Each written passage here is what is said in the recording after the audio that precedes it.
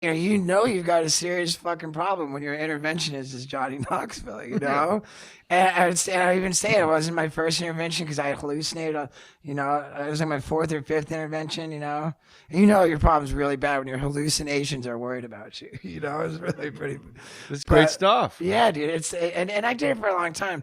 But they come to your house. So they come to my house. It's not will you go, yes or no. What it is how many people show up? 8. Because they're taking me again, whether they like it or not. So they're gonna physically wrap you up. Anybody else we know that you could say? There was the director of Jackass, Johnny Knoxville, the fucking director of photography, the fucking one of the camera guys, Rick Cossack, the fucking sound guy, like the whole fucking crew of Jackass comes Dr. over. Drew, no. No, Dr. Drew advised them on what to do. You should make up one weird name and Blair Underwood. And I never met Blair Underwood. I didn't even know how he got there. No. It was Adrian Zamed. Then there was my buddy Big Reg and his like gang bro. Yeah. Fucking, the set was represented. Yeah. It was. And so So they come into your apartment. So they come in, like the fucking whole crew of Jackass comes in to fucking stop me from hurting myself after they helped me hurt myself for 10 years. And that's probably, I'm guessing, your first words out of your mouth are like, I'm fine. You guys are all fucking liars, man. Well, here's what it was. Like in my week before I got sober, I had this chick that I had I'd asked her to marry me. I was so fucked up on drugs, she thought I was joking. And I was so fucked up on drugs, I thought I was serious. So then, like, she's like, wait a second. She's like, wait a second. I can't do this. I really can't get married. I'm fucking 22 years old. I'm really not into this. Maybe she was 21. And so I'm like, whatever's hotter, bro. I can't. I was like, you just turned 18. You betrayed my trust. I can't. So I storm out. I come home. I go out and I get all these fucking drugs, and I come home with this crazy gangster, and I've pounded a hole through the wall into my neighbor's apartment. I'm threatening to kill him, and the fucking cops come and they arrest me. Like I'm so blown out on ketamine. The fucking cops show up. They're saying, okay, we're arresting you for vandalizing your neighbor's apartment. So, we see that you're barefoot and shirtless, and jail is cold. So if you want to go into your apartment and put on some shoes and a shirt, that's cool.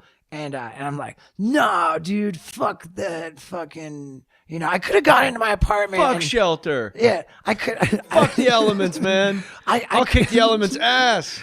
I could have gone into my apartment and taken the bag of cocaine out of my pocket and fucking put on some shoes. But no, I show up at jail fucking barefoot, shirtless, with a bag of coke in my pocket. So I get promptly. Shit's working out. So I get rearrested at the jail. For felony cocaine possession, and then I'm in jail for like a day and a half. Like, get out of jail, and I fucking come home, and there's an eviction notice on the door of the get the fuck out in 3 days variety, Yeah. And so I'm like, okay, I fucking get out in 3 days. I already burned up one of those days in jail, so I got 2 days. So I go on the mother of all benders. I still had like 2 or 3 vials of ketamine. I cooked up 2 of them in the microwave. God. Cooked up 2 of them in the microwave and fucking found I had like 3 or 4 more gram baggies of coke. I fucking pockets full of drugs and fucking pills and weed and fucking beers. Fucking and I had made my dad a promise I would go fucking talk to the people at the rehab. Fucking so, but my buddy Big Reg drives me out to Los Encinas Hospital in Pasadena. I go, Reg, watch this, completely sober. Fucking walk into this fucking rehab. Fucking they had a little waiting check-in seat, and I fucking scribble on it wrong. And then I turn around and go, see, I was here. And then like within a fucking, you didn't break your promise. Yeah. I went to the rehab. I kept my word. That's right. So then within an hour of there, or maybe 2 hours, I'm fucking jumping up and down, pocket full of drugs. Pockets, every pocket has drugs. Jumping up and down on the roof. You wearing parachute pants?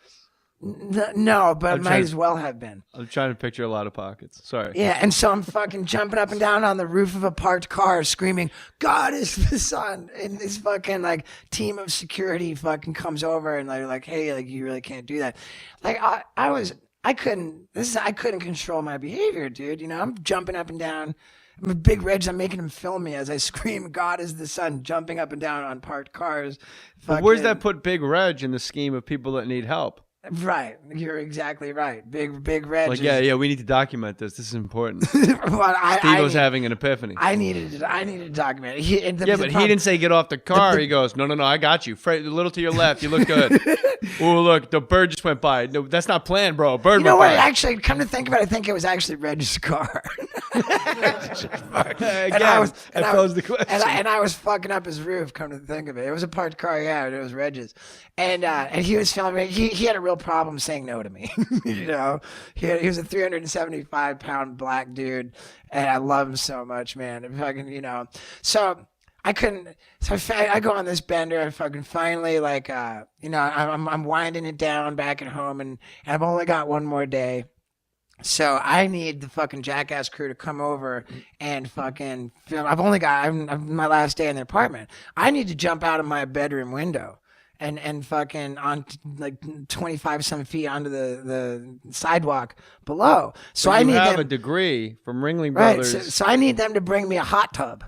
Oh, okay, yeah. To fucking land it. I want to cannonball out my window into a hot tub on the sidewalk. This outside. is your, like, in your mind, I'm guessing this is the perfect way to end the third movie. I'm getting This is the first way to start the first movie. We hadn't even started yet. Oh, This is okay. going to be the first fucking. I'm getting evicted, but watch this. I'm like, this is going to be the fucking fate that actually got us off our ass to start filming Jackass 3. Yeah. You know, and I need to fucking get a little jump ramp in my living room so I can ride them, so I can open the sliding glass door, you know, and fucking ride a motorcycle through my living room off of a jump ramp and jump it out my living room onto the roof of the building next door, you know, which was the easiest, most doable gap. It actually was a doable, you know.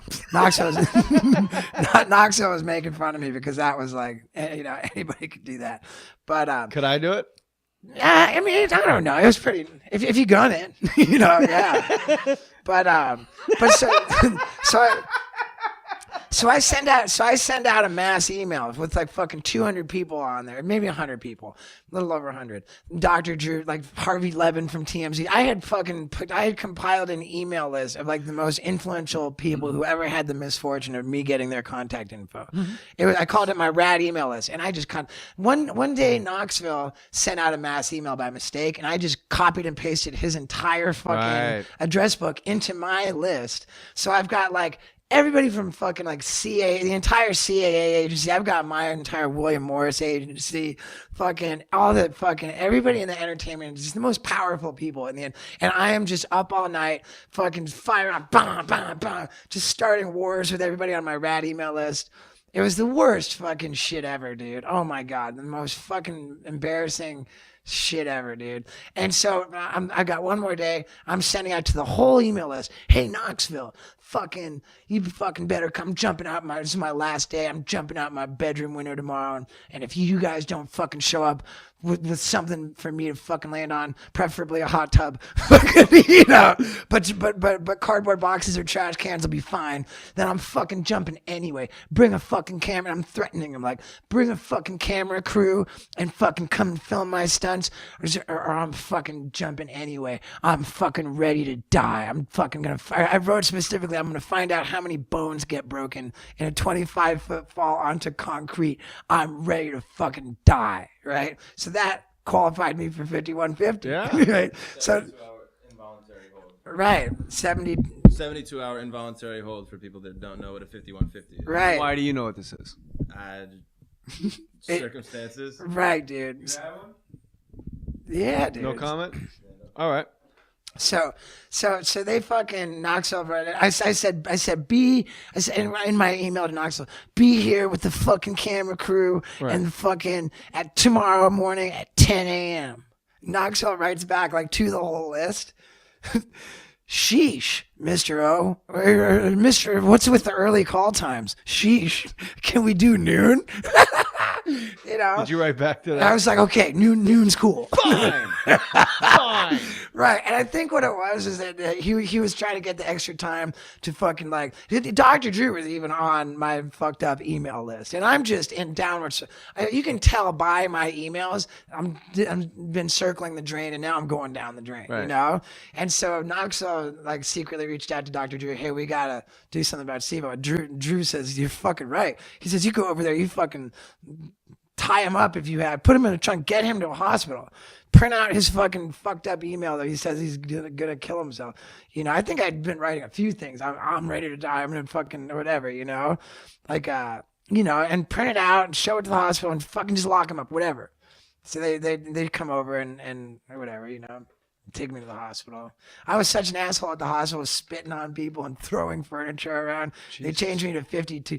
I actually 14-day hold.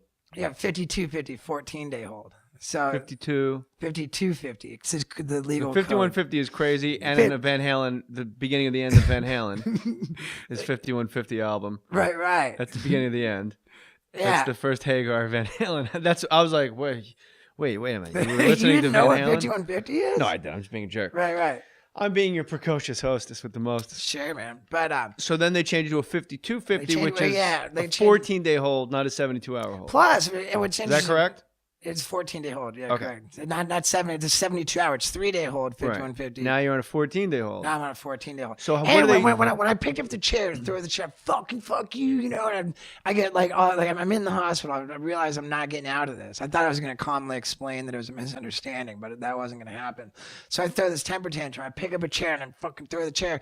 I get like not quite tackled, but all these security guards come from out of nowhere and just fucking neutralize me. And I get fucking taken into this room and fucking like slammed onto this like fucking gurney bed thing with straps on it. And I'm like a claustrophobic guy. I that's see those scary. straps and I'm like, you know, like I'll be cool. You know, and they're not taking my word for it. So someone comes in and fucking stabs my butt cheek with a fucking needle, right? And they just squirt some you know, and I just straight up took a nap. I fucking, you know.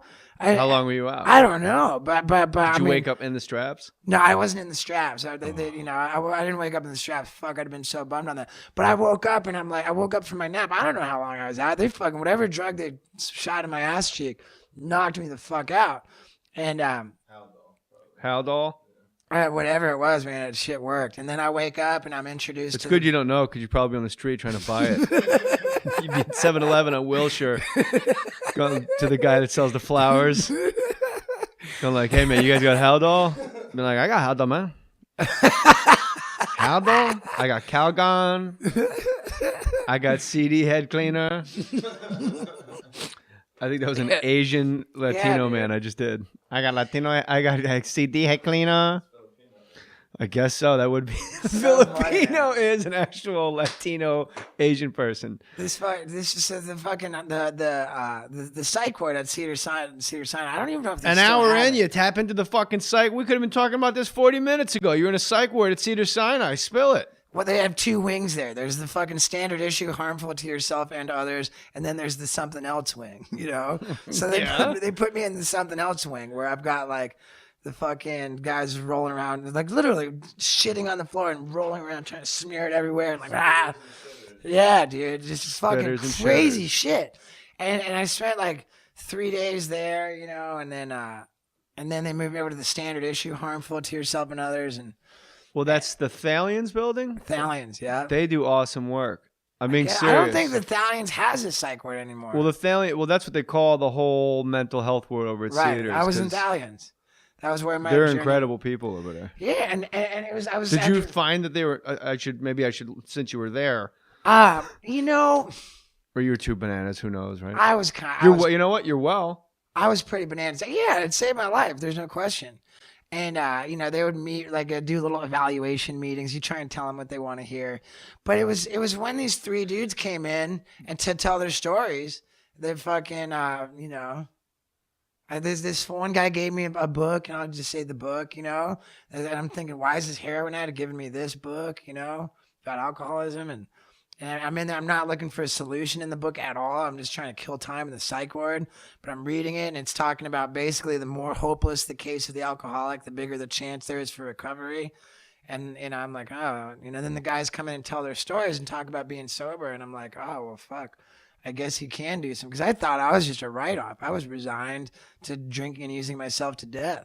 And then all of a sudden I get the idea that, wow, because I'm past the point, only now am I actually a candidate. You can't not, you have to